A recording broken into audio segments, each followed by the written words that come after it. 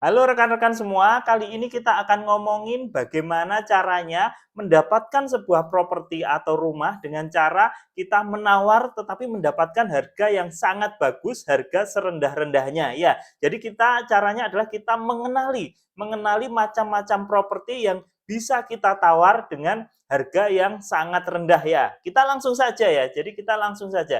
Yang pertama adalah rumah yang tidak disukai bank ya. Jadi kalau rumah itu tidak disukai bank, kamu bisa lebih banyak lagi dalam menawar, lebih kamu tekan harga serendah-rendahnya bisa, kan seperti itu. Nah, rumah yang nggak disukai bank itu seperti apa? Misalnya rumah yang jalannya nggak sampai 2 row mobil, jadi jalan itu kan nggak bisa dibuat mobil simpangan, itu bank nggak suka ya. Atau misalnya rumahnya itu di depannya ada sungai, nah itu appraisal-nya biasanya juga rendah ya. Atau rumah yang dekat kuburan misalnya, nah itu juga bank nggak begitu suka gitu loh. Jadi kalaupun dianggunkan ke bank, itu hasilnya nggak besar ya, nggak sesuai harapan kan gitu. Makanya itu kriteria-kriteria rumah yang nanti bisa kamu tawar karena kalau dia anggunkan ke bank pun cairnya nggak bakal tinggi kan gitu kan ya. Atau misalnya rumah tusuk sate itu rumah yang pas di persimpangan kan seperti itu. Nah itu juga nggak disukai bank. Kemudian yang kedua adalah kita harus mengenali kondisi finansial si pemilik ini ya. Jadi tujuannya apa? Menjual rumah itu. Kalau tujuannya mendesak, kita juga bisa menawar dengan harga yang lumayan kan seperti itu. Misalnya untuk berobat atau misalnya lagi untuk bayar utang yang sudah terdesak atau misalnya untuk pendidikan anaknya. Ini kalau minggu depan nggak dilunasi, maka anaknya nggak bisa kuliah misalnya. Nah itu juga membuat kita bisa menawar dengan harga yang lebih dalam lagi kan gitu. Kemudian yang ketiga adalah eh, sangkutan dengan perbankan. Nah, ini sangkutan dengan perbankan ini, rumah yang KPR ya, yang KPR rumah sedang dianggunkan, kemudian mulai tersendat-sendat pembayarannya ya, itu biasanya nawarnya juga gampang, apalagi kalau udah ada stempelnya.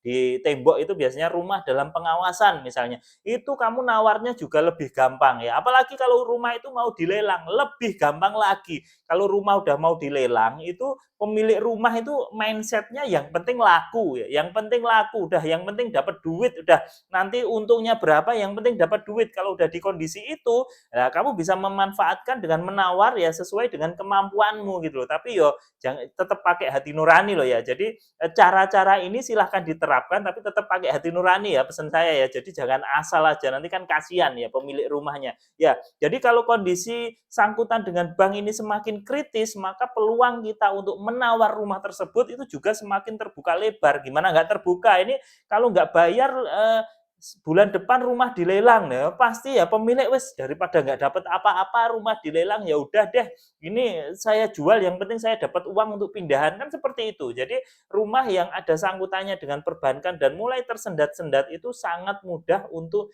ditawar ya. Kemudian yang berikutnya adalah rumah yang sudah lama tidak terjual. Jadi kamu survei-survei, tanya-tanya kanan kiri, semakin lama rumah itu tidak terjual atau belum terjual, maka potensi kamu menawar itu semakin tinggi ya. Kamu semakin di atas. Jadi posisinya itu kamu lebih bisa menyerang karena yang punya ini sudah down mentalnya, yang punya ini sudah waduh kok nggak ada yang mau ini. Nanti syukur-syukur aja deh ada yang mau. Ini kok nggak ada yang mau. Jadi mereka berpikirnya ya udah kalau ada yang mau ya sudahlah gitu kan gitu ya. Itu kesempatanmu, rumah yang lama sudah tidak laku, ya kamu bisa masuk, kamu bisa mengajukan penawaran yang jauh kan gitu ya. Jadi itu salah satu juga rumah yang bisa kamu tawar dengan harga yang sangat rendah kan gitu ya. Kemudian berikutnya adalah kondisi rumah yang sudah rusak di beberapa bagian. Contoh misalnya ada rumah gitu yang misalnya temboknya sudah mulai retak gitu atau misalnya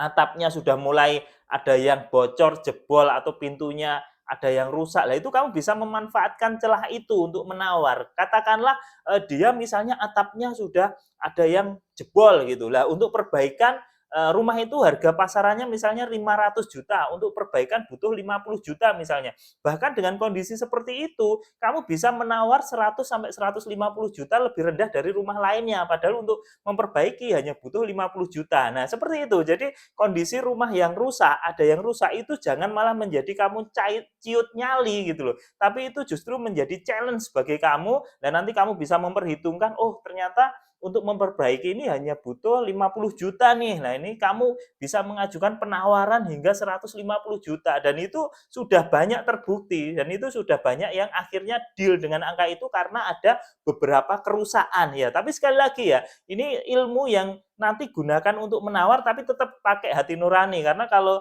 enggak ya kasihan nanti yang punya rumah kan gitu. Ya, kemudian yang selanjutnya adalah rumah waris. Ya, rumah waris itu rumah ya yang mungkin warisan dari orang tuanya, kemudian ada beberapa anak ya, kemudian dijual kan seperti itu. Rumah waris biasanya negonya itu lebih gampang ya, Kak. Karena apa? Karena kalau rumah waris itu kan katakanlah seorang ayah sama ibunya udah meninggal nanti punya anak 5 misalnya. Salah satu aja anaknya ini butuh, rumah itu pasti terjual kan gitu kan ya. Misalnya ini empat-empatnya ini nggak butuh nih, empat-empatnya nggak butuh duit, tapi satu anak ini butuh duit ya pasti nanti rumah itu akan gampang terjual gitu loh. Jadi negonya rumah waris itu lebih gampang daripada rumah individu meskipun nanti biayanya biasanya lebih banyak kan karena nanti ada balik nama waris, kemudian nanti ada baru jual beli kan seperti itu. Nah itu sudah kamu perhitungkan sebelumnya tentunya ya. Jadi itu ya ada beberapa tips tadi yang bisa membuatmu menawar rumah dengan harga yang jauh lebih rendah dari rumah pasaran gitu loh. Kalau kamu terapkan ya, kamu nggak usah buru-buru, kamu terapkan ilmu-ilmu tadi, kamu terapkan informasi tadi, maka kamu akan mendapatkan rumah yang harganya bahkan kamu sendiri kaget gitu loh, kok dapat ya saya di daerah sini loh, rumahnya seperti ini ya. Ya kita review lagi. Yang pertama adalah rumah yang tidak disukai bank ya, tidak bankable ya, kondisi-kondisi sesuai yang sudah saya jelaskan di awal-awal video. Kemudian kondisi pemilik ini mendesak atau enggak untuk jual rumah ya. Semakin mendesak maka semakin besar peluangnya kamu untuk menego. Kamu untuk nego dengan harga yang serendah-rendahnya kan gitu kan ya.